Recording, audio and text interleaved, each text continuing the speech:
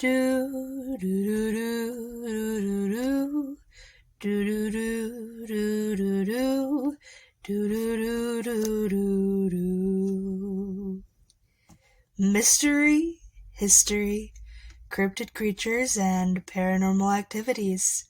This is the Creeps and Crawls Mystery Hour podcast, and I'm your host, Creeps. I do apologize for that little sing-songy moment there.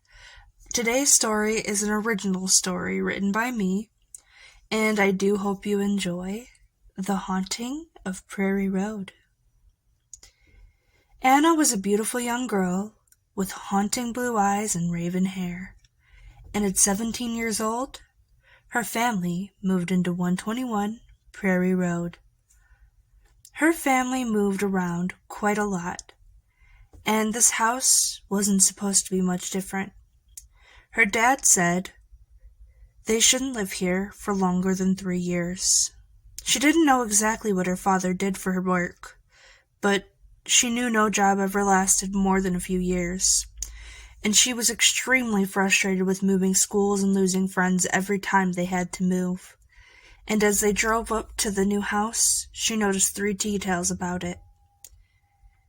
It was the ugliest shade of dirty pink she had ever seen. It had a pool in the backyard, but it was closed off with police tape.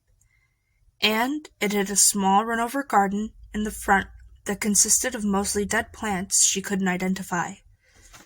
The 2-story house was in complete disrepair, with peeling paint, beat-up floors, and a foul odor coming from it that she'd had no clue what it could be. Her father said it would cost probably around $10,000 to fix up if they stayed. But he was convinced that they weren't staying, so it wasn't worth fixing.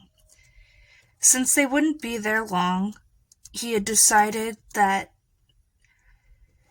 everyone would do as he said every time they moved. Her mom lit up a cigarette as they entered the doorway and took a deep drag. She hadn't said anything the whole trip. Her face was pale and gaunt from her treatments, and Anna didn't know exactly what her mother had. But about twice a week, she'd go to the doctor for her treatments. She suspected cancer, but feared she'd never know, because her family didn't talk about things like that. Not sickness, not financial issues, not jobs. All she knew was Mom worked during the day, Dad at night. Mom went to treatments, and she didn't ask questions without consequences. So, therefore, she never asked questions. Her mom perked up when she saw Anna carrying her box of things up to the door, and looked her up and down and said, "Baby, you've grown so much, and I want you to know, no matter what happens, things will be okay." She pulled Anna in close and kissed her forehead.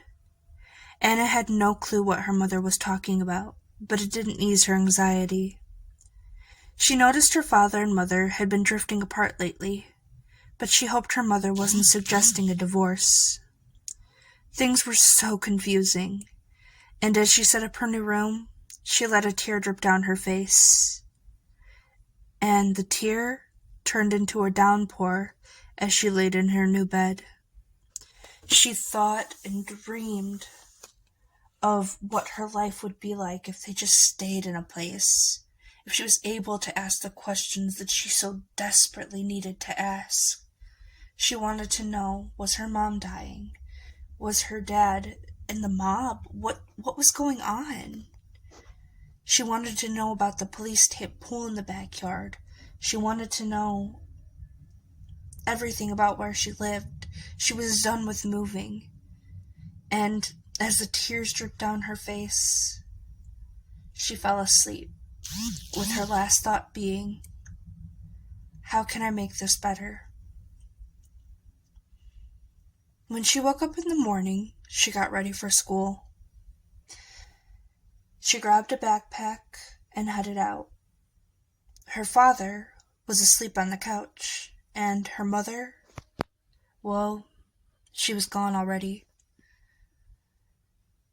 As she made it to her new bus stop, Everything seemed surreal, and like it was going in a blur. She closed her eyes and let herself drift as the bus drove her to school. And even when she made it there, she couldn't focus on her new classes. It was just... It wasn't everything she had hoped, let's just say that. She didn't focus on making friends. She didn't focus on anything except for what she was going to do when she got home. She had a few people come up to her, say hello, welcome her to her new school, but it was towards the end of the school year, so making friends seemed pointless at the time.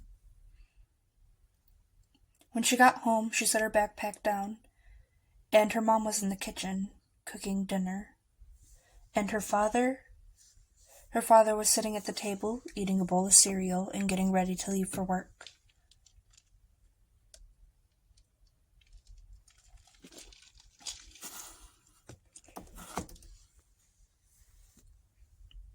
The sounds of the kitchen bothered her.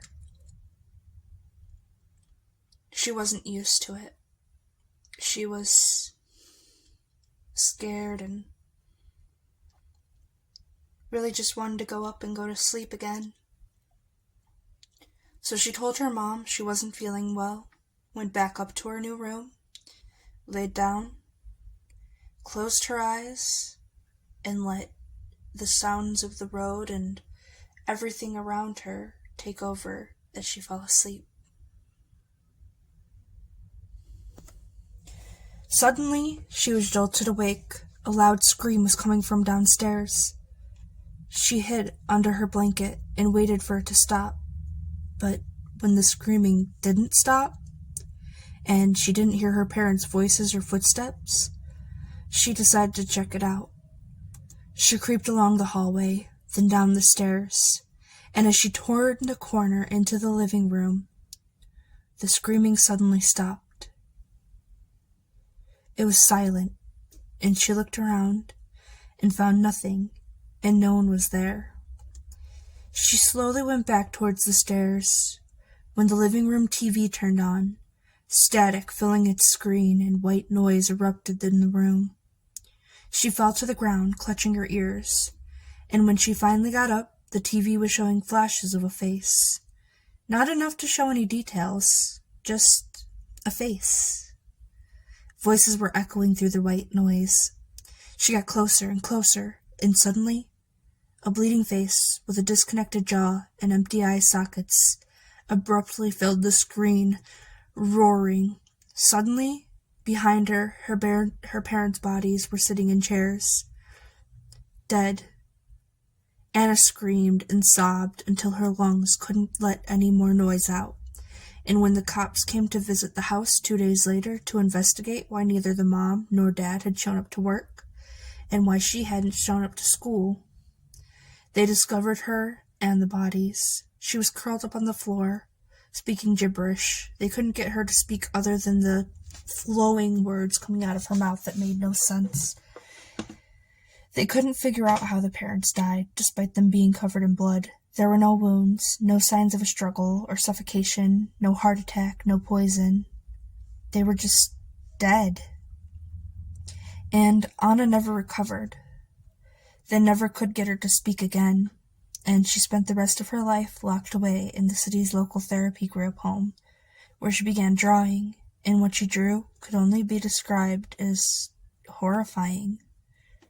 She wrote a letter to the next owners of the house, and all it said was, "No matter what happens in this house, everything will be okay," a chilling reminder of what her mother had said to her earlier. But no one ever did live in the house again. Shortly after her parents' funerals, the city inspector had the building condemned, and it was torn down a year later. If you'd like to hear more original stories like this, comment down below. And remember, stay creepy, my friends.